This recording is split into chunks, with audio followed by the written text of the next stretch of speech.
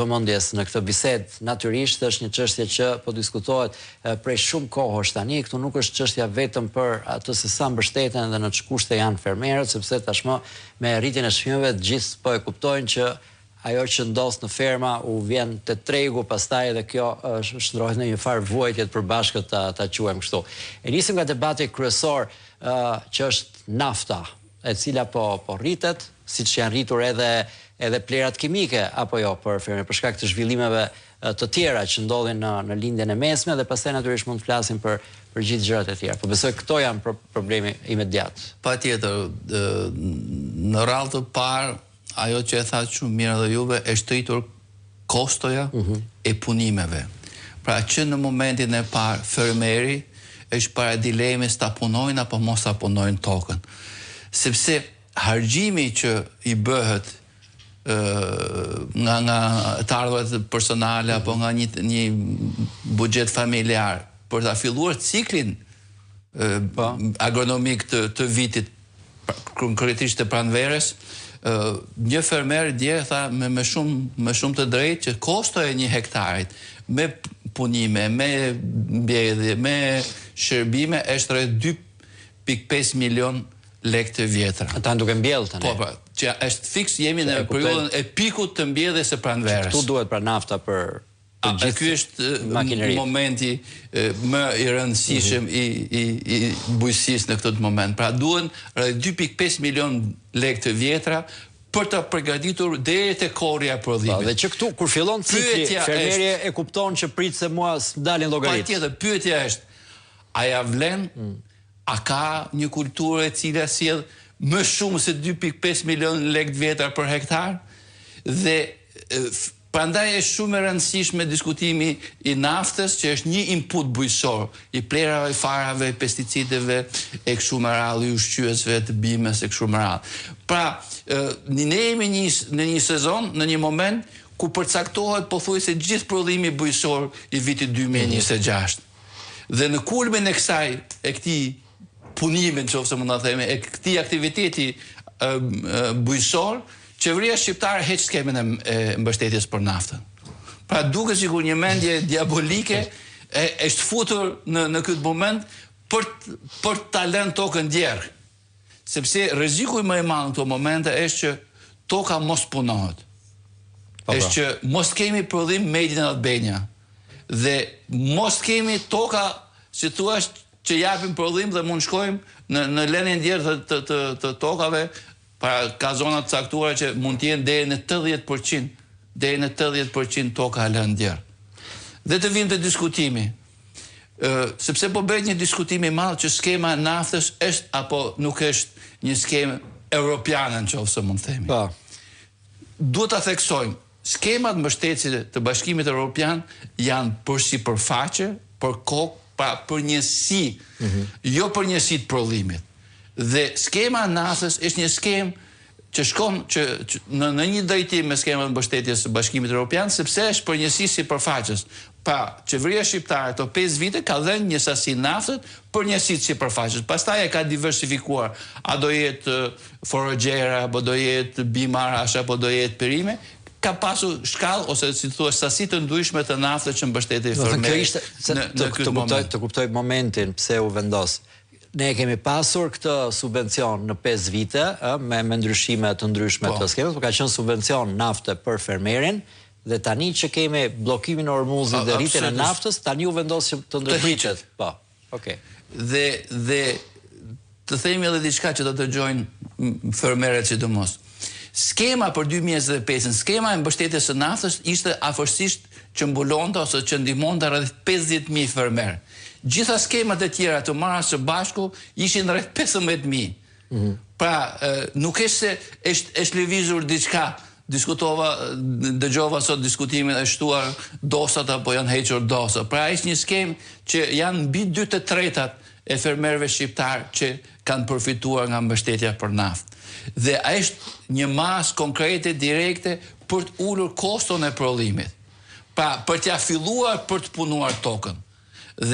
Dhe konkluzioni sot është që nuk punohet toka me 2.100 lekë naftën. Nuk punon traktori, nuk ka efikasitet, nuk ka lëvërdishmëri ekonomike fermeri me 2100 lek kilën litrin e naftës. Të vim të diskutimi tjetër që thuhet që po bëhet një si thuhesh kompensim i kësaj skeme me skemat të tjera që janë në diskutim.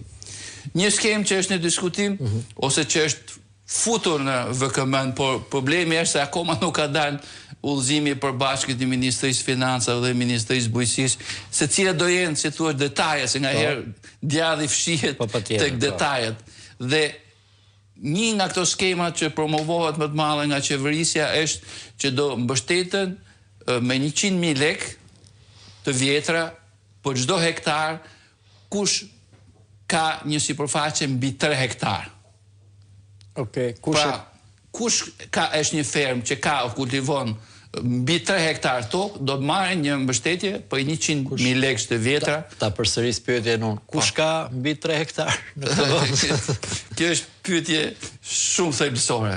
Në Shqipëri, sipas statistikave të Instatit, vetëm 6% e gjitha fermave shqiptare kanë mbi 3 hektar. 94% e gjitha fermave shqiptare, pra shumica absolute, kanë nën këtë shifër. Pra, si thuash, edhe ato kur e kanë hartuar skemën, nuk e di me çfarë guximet e kanë vendosur, e kanë fokusuar, si thuash, mbështetjen e tyre vetëm të një grup preferencial, edhe shumica e tyre që kanë mbi 3 hektar, ose janë si thuash klientët e qeverisë që kanë marrë toka me qira nga Ministria e Bujqësisë, nga komunat, pra janë një kategori e privilegjuar, sepse normalisht është shumë e rrallë që një fermë të ketë 3 hektar tokë bazuar në ligjin 7501 që ndante si thuash tokën bujqësore për frym në familjen bujqësore. Skema si ka qenë, toka u ndan parcelat vogla për gjithë dhe kush ka bërë shumë sukses dhe ka arritur të blejë gjithnjë më shumë, pa e çuditshme në kohë që bujqësia shkonte për poshtë, ose kanë pasur favore të tjera që janë zgjeruar. Themi një shifër tjetër që është shumë signifikative. Sipërfaqja mesatare e 350.000 fermave është rreth 1.2 hektar. Pra sipërfaqja mesatare. Sepse kur bëhet një politik, bëhet mi bazë një mesatare, apo mi bazë një logjike ekonomike që do shkojnë kjo skema.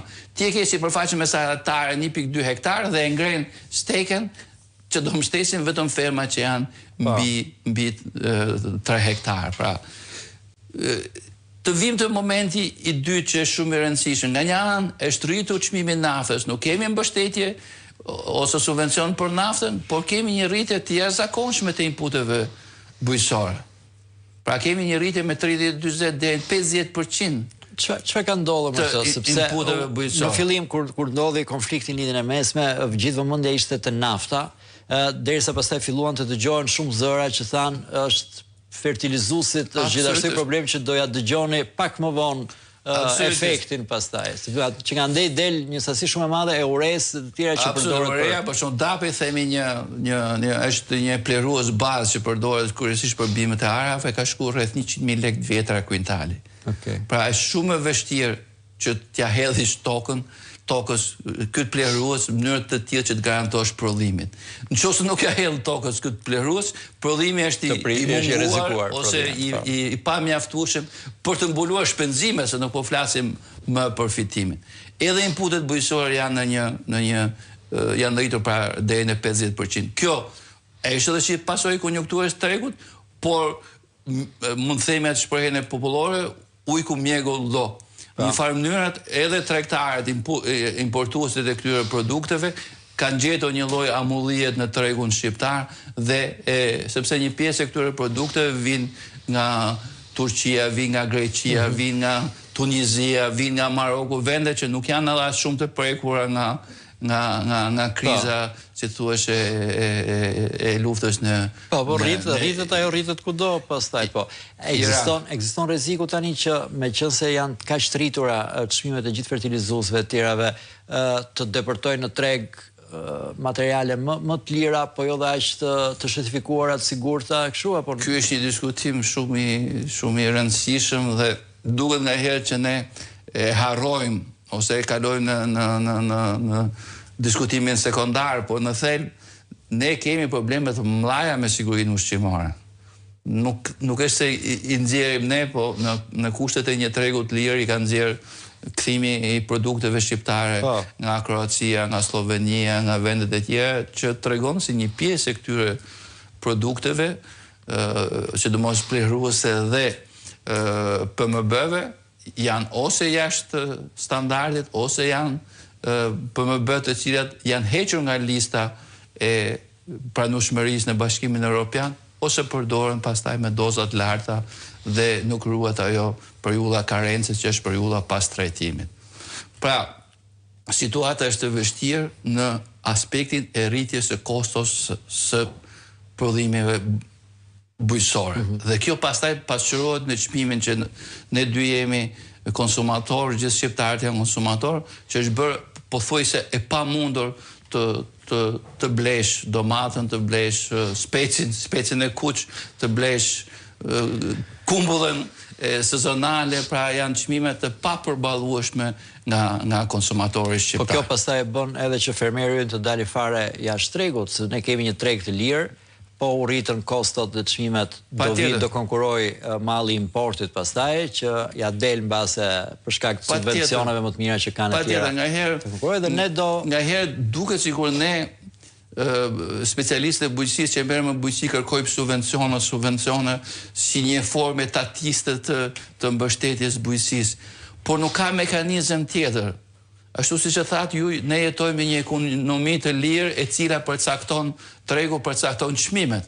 Dhe nëse Kosova merr 2 apo 3 fish më shumë mbështetje për bujqësinë, nëse Maqedonia merr 3 deri në 4 fish më shumë mbështetje për bujqësinë, nëse Serbia shkon mbi 5, 6, 7 fish deri në 8 fish më shumë se sa merr fermeri shqiptar, shto këtu edhe fondet e IPARD-it të cilat mungojnë prej 3-4 vitesh në ekonominë shqiptare, pra që këtu çmimi i prodhimit dhe i daljes në treg të këtyre vendeve që janë rreth e qark nesh, mund të jetë 30 deri në 40% më i lirë se sa çmimi i produkteve shqiptare. Dhe diskutimi është i mbaruar, i përfunduar, sepse askush nuk blen aty ku është më shtrenjtë, po blen ku është më lirë.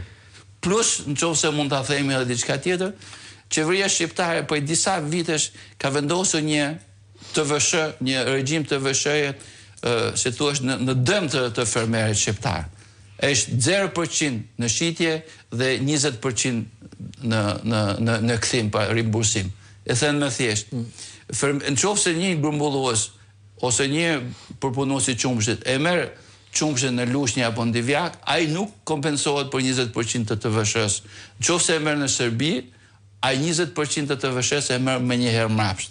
Dhe që në këtë moment, nëse sot është rreth 470 lekë litri i qumshtit në Shqipëri, dhe nëse është 550 lekë në konjunkturën ballkanike, ai e blen më mirë 550 lekë, sepse hiqet rreth 20% të TVSH që është rreth i 100 lekë, dhe një farë mënyrë t'i del më lirë se sa ta marrin nga fermeri në lushnjë apo në divjak apo në Shkodër apo në Korçë. Pse duket sikur pse nuk shoh, shpesh e themi këtë, që nuk shoh një shqetësim nga qeveria shqiptare për situatën e bujqësisë, të paktën thotë që duhet bëjmë diçka se gjërat po shkojnë, ka një qetësi që jemi kështu, mbase duhet mos jetë kaq e rëndësishme kjo dega e bujqësisë në bazë të logjikës së tregut, po nga ana tjetër kam pyetjen, pse gjithë vendet e tjera e subvencionojnë bujqësinë megjithëse është kundër logjikës së tregut? Mos e cilësojnë edhe si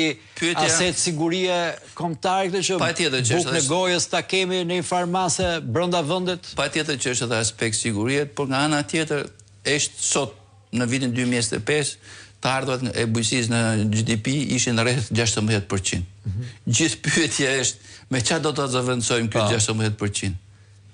Gjithë pyetja është me çfarë ku do punojnë rreth 37% e popullsisë që jetojnë në zona rurale. Pra nuk është vetëm një dëshirë e një ministri bujqësie apo një qeverie, pra është sociale, është siguri kombëtare, është sigurimi i produkteve made in Albania, janë të lidhur me turizmin, Pra e kemi theksuar dhe bashkë, turisti që vjen nga Franca dhe nga Gjermania nuk vjen për të ushqyer me mish brazilian apo argentinas, po vjen për të ushqyer me një produkt made in Albania, që në mënyrë të tillë që kur shkojnë në vendin e tij thotë ishte carakis krapari, apo ishte ca fasule koshe. Si shkojmë dhe ne kur stojmë diku duam atë të vendit. Atë të vendit, patjetër. Nuk i marrim me vete.